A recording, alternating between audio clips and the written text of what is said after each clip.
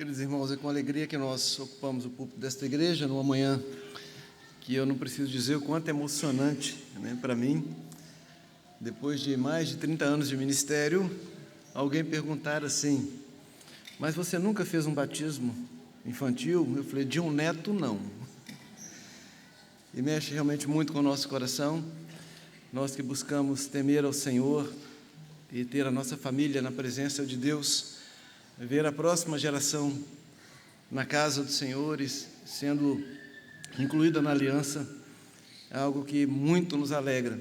E poder estar aqui, compartilhar com os irmãos da palavra, é aquilo que Deus tem feito da nossa vida como propósito para todo o tempo. Obrigado ao conselho da igreja que cedeu para nós esse espaço, o pastor Cláudio, que não estando presente, ainda assim, por meio do reverendo Pedro, estendeu o convite a mim. E para mim já seria o bastante nesta manhã ter aqui estado para batizar o Pedrinho.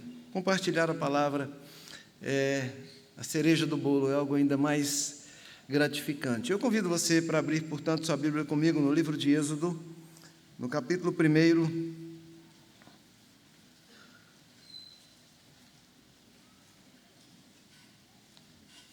Eu ainda faço uso da versão revista e atualizada, portanto, deve haver um pouquinho de diferença no texto, mas você consegue acompanhar. Pedindo a você que depois não feche sua Bíblia, mantenha aberta, porque, embora esse seja o texto que nós leremos para início, em Êxodo, no capítulo 2,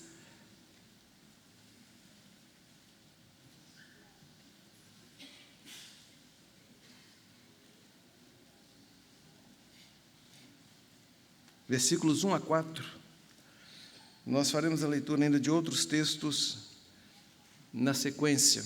Então, Êxodo 2, versículos 1 a 4. Foi-se um homem da casa de Levi, casou com uma descendente de Levi, e a mulher concebeu e deu à luz um filho, e vendo que era formoso, escondeu-o por 3 meses. Não podendo, porém, escondê-lo por mais tempo, tomou um cesto de junco, calafetou-o com betume e piche, e pondo nele o menino, largou-o no carriçal à beira do rio. A irmã do menino ficou de longe para observar o que lhe haveria de suceder. Vamos orar mais uma vez. Deus Santo, é grande o nosso temor diante da Tua palavra e a nossa responsabilidade de expô-la, Senhor, segundo o desejo do Teu coração para os Teus filhos nesta casa. Usa-nos, portanto, como instrumento dócil nas Tuas mãos. E seja o Teu Santo Espírito a nos iluminar para que o nosso entendimento não seja da ciência ou do conhecimento de homens, mas daquilo que Tu mesmo tens preparado para nós e para as nossas casas. Assim eu te peço em nome de Jesus. Amém. A história de Moisés é bastante conhecida, já foi dela feito livro, filme. Mesmo aqueles que não têm tanta intimidade com a palavra de Deus, com a Bíblia, conhecem alguma coisa sobre esse que até mesmo foi chamado de príncipe do Egito. Há nuances na história deste homem que me chamam a atenção e que eu queria compartilhar nesta manhã para que nós vejamos que o resultado que termina com um grande líder conduzindo o povo para a saída do Egito, tema que dá nome ao livro, inclusive, que registra toda essa história. Essa figura tão central neste livro, ela não é fruto de uma vontade de homens. Moisés não é resultado daquilo que alguém poderia fazer, mas do resultado daquilo que Deus pode fazer e faz através de alguém, quando Ele tem plano na vida de pessoas. Moisés vai nos contar a sua história muito bem, como Deus age nessas entrelinhas da história, e como Deus, desta forma, prepara um grande líder para uma missão tão importante, a ponto dele ser considerado uma das figuras de Cristo. Alguém que foi instrumento para retirar o povo de uma escravidão para uma terra prometida, apontando para aquele que traria definitivamente a liberdade da nossa escravidão, do pecado, para uma vida não só de uma terra, mas de uma vida abundante com o Senhor, que é a pessoa do próprio Jesus. Olhar para Moisés é apontar para Cristo. Agora, ao olharmos para Moisés, assim como houve pessoas como Maria, tão importante nessa história, como José, como os discípulos que caminharam com ele, pessoas que permearam a história de Jesus. Também na história de Moisés, há pessoas que Deus usou e que, permeando a sua história, fizeram com que ele chegasse a ser o homem que ele foi e cumprir a missão tão importante que ele tinha para cumprir. Eu gosto desse texto e já conversei com ele, já o expus em outras oportunidades para falar da importância da paternidade, da importância da igreja, da importância de sermos parte de um povo, da importância de entendermos que Deus tem propósitos e esses propósitos nas nossas vidas, eles não são obra do acaso, nem correção de curso, mas são desde cedo o desejo de Deus. Cada um de nós existe com uma finalidade, e Deus coloca pessoas ao longo da nossa história para nos moldar a fim desta finalidade ser cumprida. Vejamos isso, portanto, na história de Moisés. Como já comecei a expor, o contexto que nós encontramos na época, e você pode ver isso no capítulo 1 de Êxodo, versos 8 a 10, fala de um rei que assume o trono do Egito, portanto um faraó, e que não veio, ou que não conhecia, ou não se lembrava mais da história de José. Muitos anos haviam se passado, desde que José, um dos filhos de Jacó, tinha sido um homem tão importante no Egito, para livrar o Egito, e com o Egito toda uma população daquela época, de um tempo de 7 anos de vacas magras, quando nada se colheu praticamente. Foram 7 anos de vacas gordas, sob a regência de José, que proveu para que o Egito não só tivesse recurso para si, como para as nações vizinhas, e com isso, inclusive, potencializasse ainda mais o reinado do Egito. Economicamente, era a nação que tinha alimento para as nações vizinhas. E José foi esse homem tão importante no aspecto político e econômico do Egito, ele que tinha chegado vendido como escravo. Portanto, um homem valorizado na cultura egípcia, um homem valorizado nos palácios e por onde ele passou. Um homem de grande honra, que viveu ali no Egito. E por causa disso, com a concessão de Faraó na sua época, ele havia trazido seus pais e toda a sua família para o Egito para habitarem numa terra de certa forma até bem produtiva ali no Egito. Passaram-se os anos, outros faraós vieram, e de José já não se lembravam, e agora o que se via era um povo que, abençoado por Deus, ia crescendo dentro do Egito. Ia se tornando um povo bem forte, embora escravo. Um povo que era usado para servir agora o Egito, nas construções e nas obras, mas que crescia e que, portanto, levantou um alerta para o faraó, que já não honrando mais aquele que tinha trazido a sua família, José, pensa a respeito da realidade de que eles poderiam crescer muito, e não só enfrentar o Egito, não havia, e você lendo o texto descobre isso, versículos 8 a 10, ele diz que, seja o caso de crescendo, vindo guerra, ele se junte com os nossos inimigos, peleje contra nós e saia da terra. Então havia um receio de que eles, quando do Egito, vindo alguém, uma outra nação contra o Egito, eles rebelassem e se rebelando, se juntassem então aos inimigos, com a finalidade não de dominar o Egito, mas de aproveitar a oportunidade e fugirem, e saírem do Egito. Então você observe que desde o começo a história toda fala da possibilidade desse povo deixar a terra do Egito. Esse era o grande receio de Faraó, desde o nascimento ou do período do nascimento de Moisés. Nós estamos falando aqui de aproximadamente 40 anos. Já existia essa preocupação até que vai acontecer de fato a saída, ou 80 anos depois, se a gente for observar bem, porque Moisés passa 40 anos no Egito e depois 40 anos no deserto. Quase 100 anos antes já havia uma preocupação. Eles podem nos deixar. E ficaremos sem esses escravos, sem essa mão de obra aqui. É necessário tomarmos alguma atitude. A atitude tomada foi: vamos evitar que tenham filhos homens. Não podendo impedir que eles nascessem, vamos providenciar para que sejam mortos.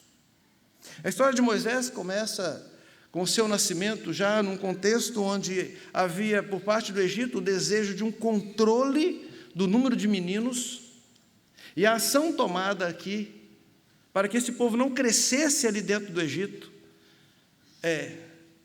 vejam as parteiras hebreias e peçam a elas que matem os meninos quando nascerem, preservando apenas as meninas. Vamos fazendo o paralelo a partir do texto que nós vamos acompanhando. A primeira realidade que nós temos que admitir em relação aos nossos filhos é: o mundo não tem interesse em que o povo de Deus cresça no meio dele. E principalmente na sociedade em que nós vivemos hoje, há uma grande preocupação com o fato dos cristãos crescerem no meio do mundo. Há uma grande preocupação com o fato de que se multipliquem o número dos servos de Deus no mundo, sobre o que esse povo possa fazer no meio do mundo, sobre o que esse povo possa fazer e se livrar da escravidão do mundo, ou mesmo filosoficamente falando, impor ou buscar não se submeter à filosofia desse mundo. Eu não vou me aprofundar no aspecto político disso, mas eu queria que você se ativesse ao sociológico e filosófico e pensasse: por que nós sempre fomos considerados um povo da contracultura? Por que nós sempre gritamos contra aquilo que o mundo insiste em que seja normal? Porque nós, enquanto igreja, povo de Deus nessa terra, ainda somos aqueles que anunciam a verdade da palavra, e nessa verdade requerem dos homens comportamento que não é compatível com o que aqueles que vivem no pecado querem levar. E nós somos, de todos os modos, sujeitos a que tentem nos calar. E uma das maneiras de fazerem isso é: não deixe que eles cresçam. Vamos conter o crescimento dos crentes, vamos conter o crescimento dos cristãos. Vamos fazer o que for possível antes que eles se tornem fortes demais e nós não tenhamos mais como detê-los. Essa é a realidade. E a primeira maneira de fazer isso, e a mais forte, ainda é atacando nossos filhos. Ainda é: vamos evitar que eles tenham filhos que cresçam e se multipliquem, e fazendo isso, um dia eles sejam fortes demais. Não por acaso os nossos filhos são bombardeados com todo tipo de filosofia, com todo tipo de situação. Não por acaso buscam dominar as escolas, os ensinos. Não por acaso insistem de todas as maneiras em cortar o que eles chamam de mal pela raiz. E aqui eu queria que você prestasse atenção no que vai acontecer, porque logo no nascimento de Moisés, há uma tentativa por parte do Egito de utilizar pessoas dentro do povo de Deus para eliminar os meninos. Preste atenção nisso. A primeira tentativa, o primeiro plano da parte de Faraó é que as parteiras hebreias matem os meninos quando eles nascerem. Irmãos, isso pode parecer um absurdo daquilo que você vai ouvir agora. Mas se Satanás e as suas hostes conseguir, dentro da nossa igreja, pessoas que matem nossos filhos, pastor, como isso seria possível? Basta que nós que estamos dentro da igreja, pastores, professores de crianças, pessoas que convivemos com elas, demos um testemunho, ou as ensinemos, ou passemos para elas exemplos que não são convenientes segundo uma vida cristã. Basta que nós nos associemos à filosofia desse mundo e comecemos dentro da igreja a transmitir essa filosofia e esses ensinos. E nós estaremos matando os nossos próprios filhos. E você sabe que eu estou falando e sabe que isso é plenamente possível. Porque nesse mesmo mundo evangélico, eu vou falar só do Brasil, não vou nem me estender para fora. Já há igrejas, eu vou usar aspas bem grandes na palavra, que querem ensinar para os nossos filhos, por exemplo, que sexualidade é uma coisa que só se resolve quando chegar na adolescência, que você pode escolher se você quiser. Já existem chamadas igrejas com esse princípio de normalidade. Eu tive a tristeza, certa vez, de conversar com um jovem, que, sendo professor de escola dominical, disse para mim na minha frente, numa mesa, quando eu cobrei dele o fato dele estar tendo relações com a sua namorada: pastor, se há consenso entre eu e ela, não é pecado. Olha, você está totalmente errado, isso não está certo, você não pode ser professor de escola dominical. Aí ele completou o coro: mas eu não ensino assim lá. Eu disse: agora piorou, você tem duas vidas. Isso são parteiras dentro da nossa casa, matando nossos filhos. Mas eu louvo ao Senhor, porque essa não foi a história de Moisés. Aquelas duas mulheres, Sifrá e Puá, e você encontra isso no capítulo 1, versículo 15 e 16, quando ordenadas,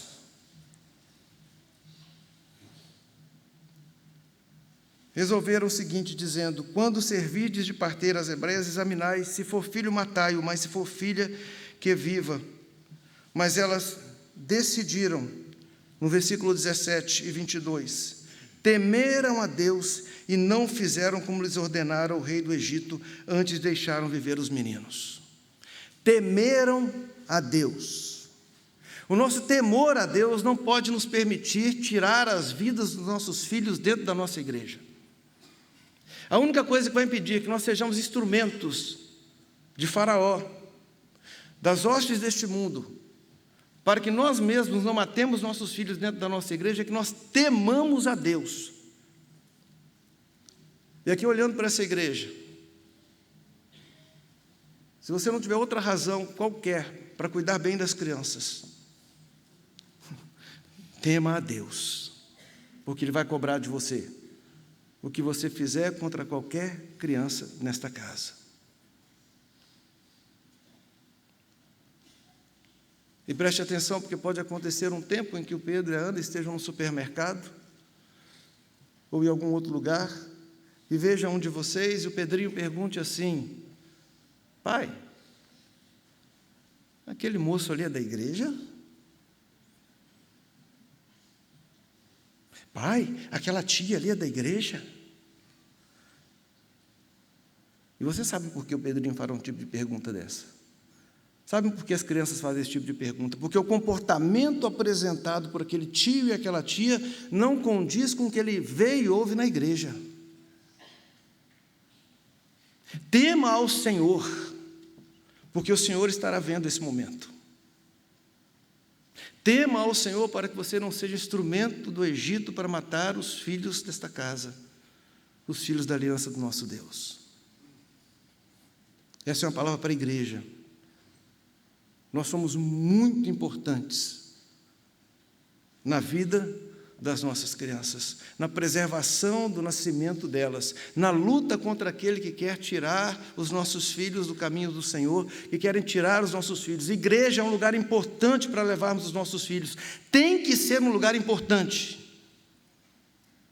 Eu tenho que querer levar meus filhos lá toda semana, todo dia, se for possível, para que meus filhos cresçam em meio a pessoas que temem a Deus e não vão dar ouvido a este mundo tentando tirar a vida delas. Seja um professor de escola dominical, alguém que toque no louvor, ou simplesmente uma pessoa que ela vê assentada ao seu lado, ou dos seus pais, no dia a dia da vida da igreja. Quando nós batizamos nossos filhos, nós trazemos eles para debaixo da aliança e os trazemos para dentro do povo de Deus. Essa é a primeira mensagem, a primeira parte dessa mensagem que eu queria deixar refletindo sobre esse texto. Seja como aquelas parteiras, igreja. Ainda que o mundo insista com vocês, de alguma forma, tema ao Senhor e poupe a vida de alguém que possa ser Moisés no futuro. Um grande homem, uma grande mulher, nos planos de Deus. Temos o papel agora da família de Moisés.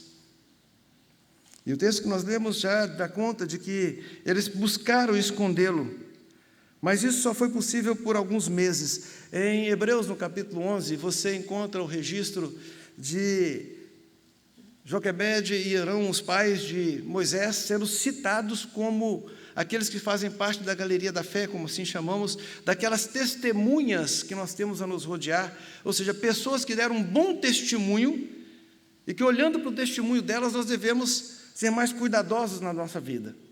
Essa é a galeria de Hebreus 11. Visto que temos a rodear-nos tão grande nuvem de testemunhas, era disso que o autor falava. Essas pessoas viveram de um tal modo que, olhando para o testemunho delas, para aquilo que elas fizeram, viveram, nós temos uma obrigação também, um mínimo a fazer. E lá estão os pais de Moisés. E a ação deles no registro bíblico dá conta de que, primeiramente, eles buscaram esconder o menino do Egito. E esse é o nosso primeiro instinto. Vamos esconder nossos filhos do mundo.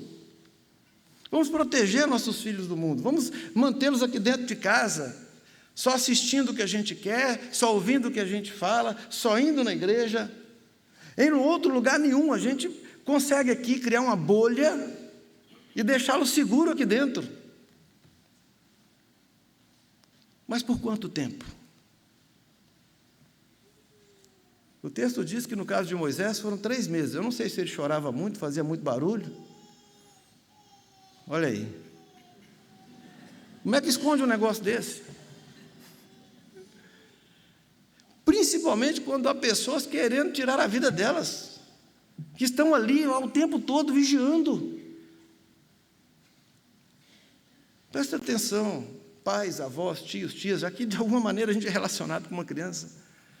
Nós não vamos conseguir esconder nossos filhos do mundo por muito tempo. Não vamos. Quisera eu. Em outros tempos, houve quem criasse mosteiros para colocar os homens lá, afastados do mundo, lá naqueles conventos, homens e mulheres, porque lá eles estariam livres do pecado, porque lá eles seriam puros e santos, viveriam uma vida de oração e de devoção a Deus. Já não deu certo. A gente sabe que não deu certo. A gente consegue, até a gente mesmo se esconder do mundo por um tempo, mas nós não fomos feitos para ficar dentro do saleiro, nem escondidos debaixo de uma mesa. Mas sob o alqueire, ali que se coloca, no velador, uma lâmpada, para que ela ilumine toda a casa. Você não vai poder esconder seu filho. Nós não esconderemos os filhos da nossa igreja por muito tempo. Então nós precisamos pensar logo em o que fazer, porque eles irão para o mundo. E como eles agirão, reagirão ao mundo, depende de como nós cuidaremos deles. E então um plano mirabolante é traçado pelos pais. Cita mais a Bíblia, Joquebede, a mãe,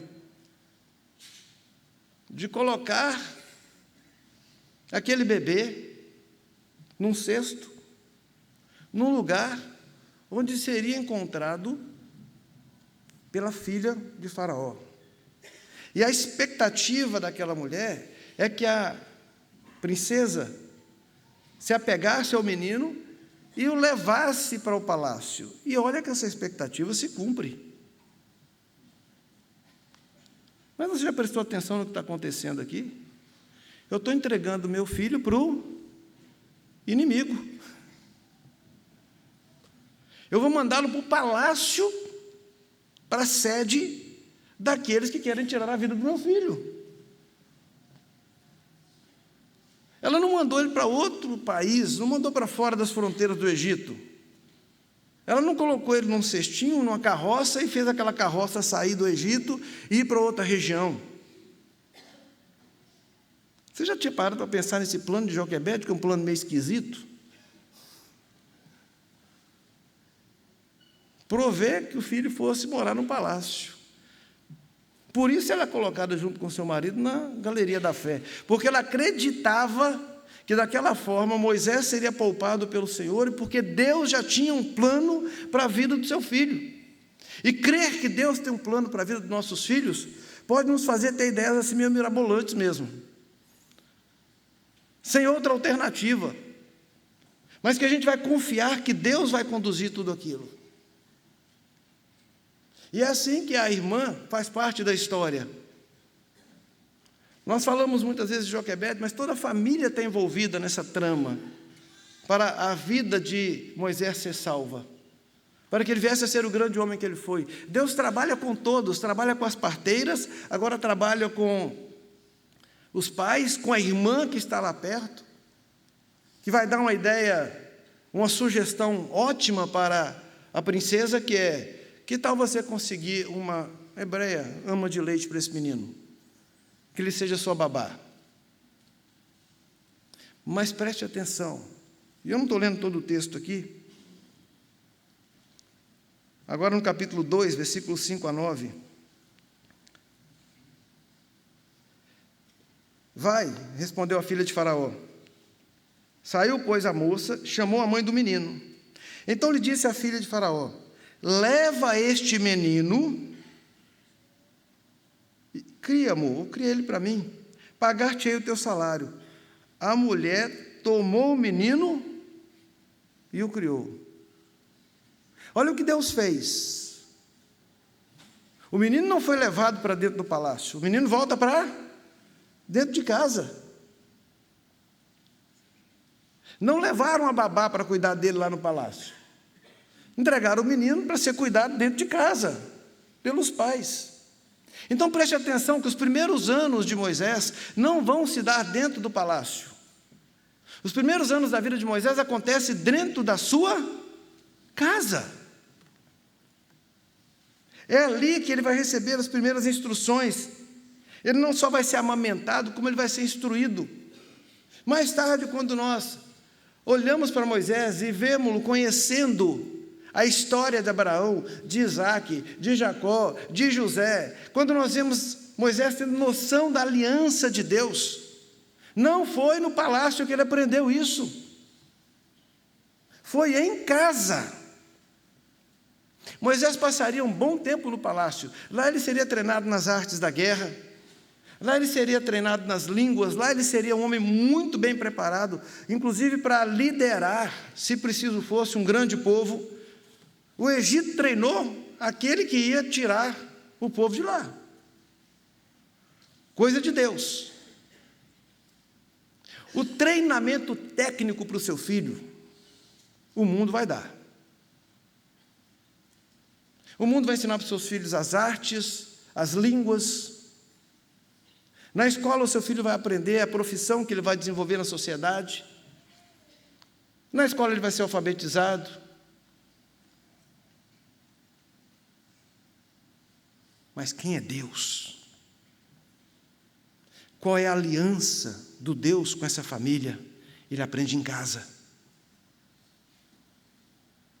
O que vai forjar a base da vida de Moisés, o que vai criar uma estrutura forte nele, é a sua casa, é a família. Não misture as coisas. Não deixe o mundo criar a identidade do seu filho.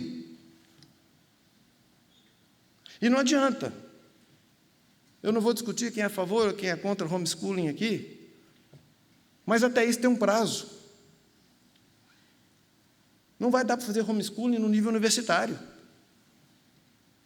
E é o momento mais perigoso dos nossos filhos. É quando eles vão para a universidade. Me desculpem não poder citar o nome da pessoa que eu vi dando essa entrevista, mas eu sei que é uma mulher bastante experiente na área de aconselhamento para pais. E eu lembro ela dizendo o seguinte, quando me foi perguntado, o que eu faço com meu filho agora que ele vai entrar na universidade? A resposta dela é, o que você fez com o seu filho até agora que ele vai para a universidade?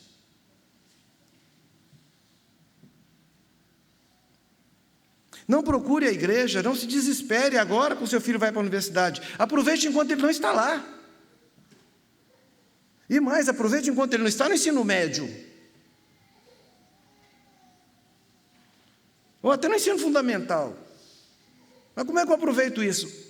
Tempo que você tem com ele em casa. Jesus formou 12 discípulos, ensinou-os a discipular. E isso foi feito na vida cotidiana. Foi no dia a dia, foi assentado à mesa, foi caminhando. Precisamos discipular nossos filhos. Tivemos o retiro da igreja na semana anterior, no feriado. Um colega nosso, pastor em São Paulo, esteve conosco, o pastor Wagner Zanelato. E o tema nosso da igreja tem sido sempre trabalhar essa área do discipulado. Ele então trouxe essa questão do discipulado na família. É claro, não poderia deixar de citar o texto de Deuteronômio, quando nós devemos ensinar os nossos filhos assentados, andando pelo caminho, em todo lugar onde estivermos. Isso é discipulado. Tenho buscado lidar com o discipulado no meu ministério, e uma coisa que aprendi muito séria é que o primeiro grupo de discipulado é a minha casa. Nesse projeto, um pastor não pode ter um grupo, não pode treinar a igreja para discipular, se ele não tiver 2 grupos de discipulado, a sua casa e o seu próprio grupo. Nós discipulamos os nossos filhos, somos nós quem contamos para eles as histórias. Os pais, quando batizam os filhos, se comprometem a ler a Bíblia com eles. Nós nos comprometemos. É através de nós que eles vão conhecer Abraão, Isaac, Jacó. É através de nós que eles conhecerão a história do Éden. É através de nós que eles conhecerão Deus da história e a história do nosso Deus. Foi em casa, com a sua mãe, com seu pai, que Moisés teve a sua identidade forjada. Nunca é demais citar Daniel, que levado cativo, numa terra estranha, podendo comer das finas iguarias do palácio, escolheu não se contaminar. Ele não tinha pai, não tinha pastor, não tinha ninguém para vigiar ele lá. Foi uma decisão do coração dele. Mas eu não tenho medo de dizer aqui, com todas as letras, baseada aquela decisão no que ele tinha recebido até então na sua casa. Os nossos filhos não ficarão escondidos do mundo por muito tempo. Nós não conseguiremos mantê-los dentro de uma bolha impermeável. Como nós os preparamos para estar no Egito? O que nós estamos fazendo dentro das nossas casas? Deus pega o nosso filho e entrega para nós, como foi feito com Moisés. Vai lá, chama uma mulher hebreia, uma mulher da aliança. Está aqui o filho, cria ele. Por mais que o mundo possa imaginar no futuro que aquele filho pertence a ele, porque ele vai estar na sociedade, porque ele vai fazer parte de um local de trabalho, porque ele vai estar numa sala de universidade, por mais que ele seja reconhecido como um aluno fulano de tal, o engenheiro doutor não sei quem, o médico não sei das quantas, o que tem de se perguntar é: de que família você é? De que povo você faz parte? E ele vai ter que saber dizer com todas as letras que ele é do povo de Deus, que ele é de uma família temente ao Senhor. Ele vai se lembrar dos ensinos da sua mãe, do seu pai.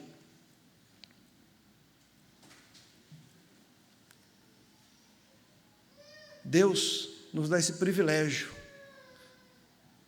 Você já deve ter ouvido isso, né? Que na verdade nossos filhos não são nossos, mas Deus os entrega a nós para que os preparemos e num dia os lancemos como uma flecha. Pois foi isso que foi dado àquela mulher. E sendo o menino já grande, é o versículo 10 do capítulo 2, ela o trouxe à filha de Faraó, da qual passou ele a ser filho. Esta lhe chamou Moisés e disse: porque das águas o tirei. Sendo o menino já grande. Tá bom, filho de Faraó, está aqui. Quer botar nome nele, quer ficar por conta, está aqui. Mas eu sei o que eu já fiz aí. Tudo bem, mundo, você quer meu filho aí? Tá bom, está aqui meu filho. Ele vai fazer parte do mundo. Ele vai estudar em escola, ele vai trabalhar, ele vai ter amigos. Mas eu estou tranquilo, eu sei o que eu já imprimi aí. Eu sei o que eu já dei para ele. Eu sei a identidade que ele já tem. E é claro, eu não penso de maneira alguma que Joquebede fez isso aqui com o coração tranquilo.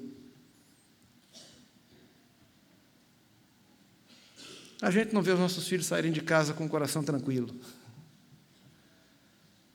A gente não vê eles entrando na escola no primeiro dia de aula. E a direção da escola e os professores que se virem para segurar esses pais do lado de fora. Está certo, é assim mesmo. Mas não tem jeito, você vai ficar de fora. Vovô, vovó, eu estou falando de mim agora, você vai ficar de fora. Daqui, Pedro e Ana, se vocês não vão ficar com esse menino em casa, eu fico, daqui. Não, ele tem que ir para a escola, reverendo. O menino tem que estudar. Esse menino vai descer no prédio, vai brincar com os coleguinhas. Então, o que é que nós ensinamos para os nossos filhos em casa? Prepare-os para que eles estejam prontos para quando forem para o palácio receber o treinamento desse mundo, o que eles tiverem recebido, eles não tenham esquecido, eles não tenham se perdido. Mais tarde, há um fato interessante que inclusive vai obrigar Moisés a deixar o Egito e ir para a terra de Midian. É quando ele identifica que um do seu povo estava sendo maltratado por um egípcio. É interessante esse fato na história de Moisés. Êxodo 2, 11 e 12. Naqueles dias, sendo Moisés já homem, veja o que diz o texto: saiu a seus irmãos. Ele já estava no palácio há muitos anos, mas ele ainda considerava os hebreus seus irmãos. E viu seus labores penosos. Viu que certo egípcio espancava um hebreu, um do seu povo. Eram seus irmãos e eram seu povo. Os nossos filhos recebendo boa base, ainda que eles estejam vivendo no mundo, aqueles que temem ao Senhor ainda serão seus irmãos. Aqueles que adoram o Senhor ainda serão seu povo.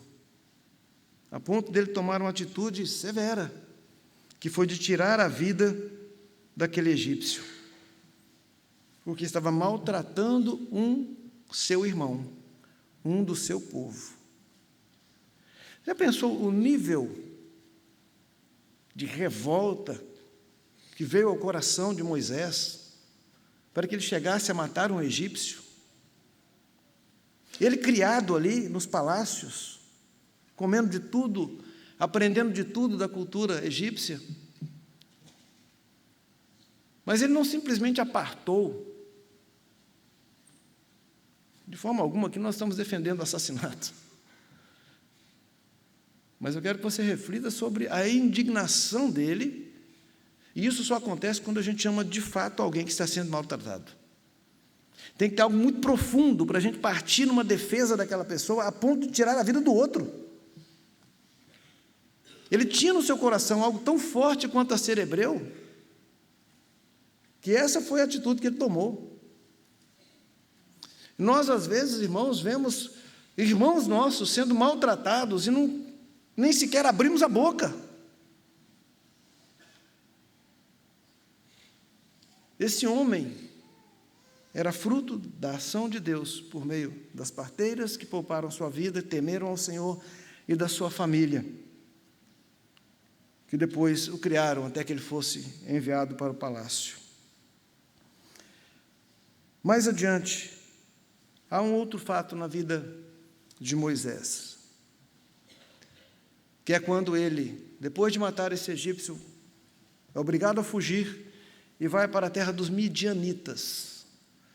Mais uma vez, Moisés não está no meio do povo de Deus. Preste atenção que a formação de Moisés se dá um bom período no Egito e outro bom período entre os midianitas. O que ele teve foi a base, muito bem estabelecida. Mas essa base bem estabelecida permitiu que ele aprendesse todas as artes do Egito e que pudesse depois dirigir um povo pelo deserto. Mas havia algo mais que ele precisava aprender para governar aquele povo. E depois de ele ter vivido 40 anos no deserto cuidando de ovelha, um bom treinamento para poder conduzir um povo pelo deserto, e se você estudar a geografia, observará que muitos dos lugares por onde ele passou com o povo também foram lugares, se no mínimo, geograficamente parecidos com o lugar por onde ele passaria com o povo para a terra prometida. Ele sabia andar em terras áridas. Ele não era um menino do palácio, porque ele agora tinha passado 40 anos também treinado. Mas, de novo, treinado por um homem de Midian, um sacerdote que não era sacerdote do Deus Altíssimo. Um sacerdote midianita, chamado Jetro, que por acaso veio a ser seu sogro. Onde ele viveu, onde ele aprendeu. E eu tenho convicção de que Jetro não somente ensinou a pastorear, como também fez ele conviver dos hábitos religiosos da sua casa, sacerdote de Midian que ele era. Mas isso também não o afeta. Mas quando Jetro vem trazer a sua família e vem agora trazer os seus filhos e encontra-se com ele no deserto e o vê ali sozinho, com aquele quase 2 milhões de pessoas tentando ouvir todo mundo, uma fila imensa, Jetro se aproxima dele e diz assim: meu filho, você vai morrer e vai matar esse povo. Ouve as minhas palavras e eu te aconselharei, e Deus seja contigo. Estou lendo em Êxodo 18, 14, 19 e 21. Esse que eu li agora foi o 19. Ouve as minhas palavras, eu te aconselharei, e Deus seja contigo. Representa o povo perante Deus, leva as suas causas a Deus. Mas também, versículo 21, procura dentre o povo homens capazes, tementes a Deus, homens de verdade, que aborreçam a avareza. Põe-nos sobre eles por chefes de 1000, chefes de 100, chefes de 50 e chefes de 10. Êxodo 18, esse último versículo 21, que é o conselho de Jetro, conhecido conselho de Jetro, que vai dar diretrizes para liderança até hoje praticada na sociedade. Dividir a liderança, distribuir as tarefas. Moisés era um homem que foi capaz de conviver com um sacerdote midianita, mas saber ouvir um conselho daquele homem, quando aquele conselho fosse bom e inteligente. Principalmente se aquele conselho dissesse o que está dizendo aqui: Deus seja contigo. Nossos filhos não vão receber instruções e dicas e sugestões só nossas. Mas eles precisaram saber filtrar essas dicas e esses conselhos. Como fazer o filtro, se não tiver uma boa base? Como ouvir alguém que é sacerdote de outros deuses, que não é parte do meu povo, e saber dizer, isso é bom ou não é?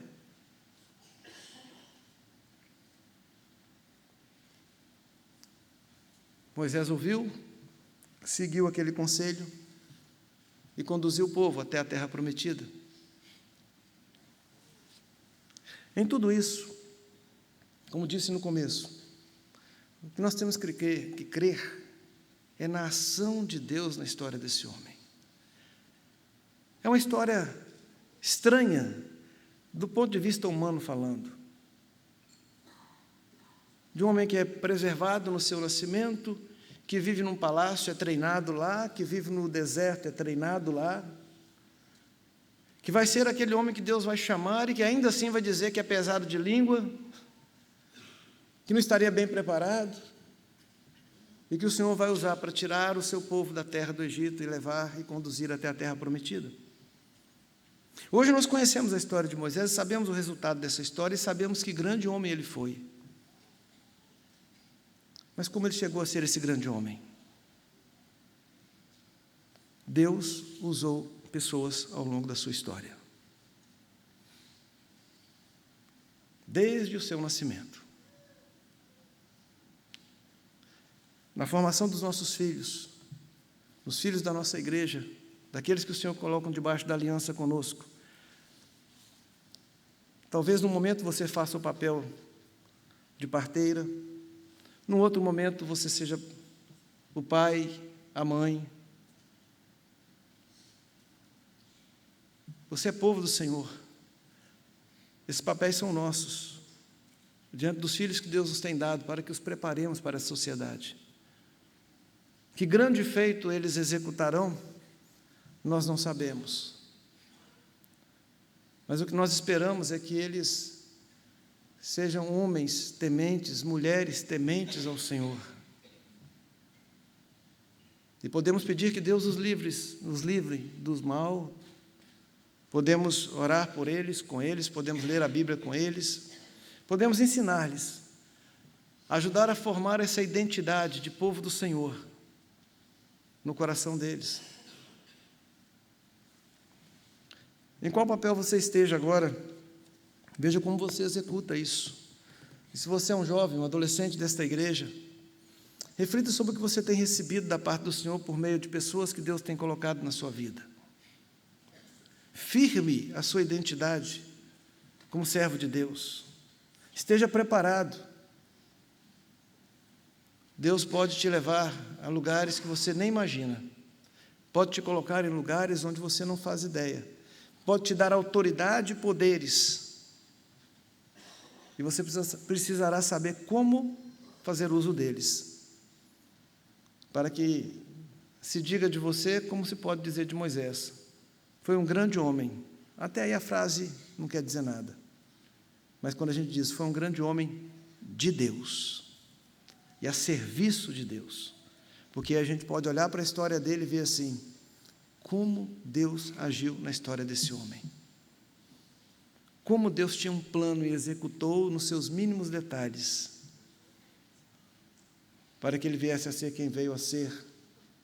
Para que ele tivesse a importância que ele teve.